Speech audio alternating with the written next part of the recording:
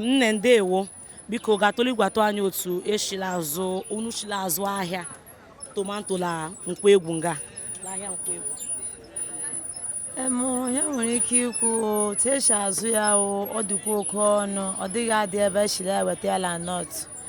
Anyị na-azụ ya oke ọnụ, but now ha na-agbalịkwa penti onye ọ dabanye na ya bụ 8,000 7,000, ha penti daba 4 3,500 last price ya, ndị akpọsara 2,000 1,500. That's all. Ma ose kwa Ose otu akpa ose ugbu ọ tikwere ọnụ anọzi ugbu a 30 something. Anyị kpọsa 500, anyị nyekwa ndị obere 200. Ala agakwa. Ndewo unu ahụla ya na ahịa Nkwoegwu la azụ ọfụma lerekwa ihe nga ọ gbara zeri. Unu ahụla na asị tomato ya wụ 500 1,000. Enwekwara ose 200 Nkwoegwu ye. Ndewo.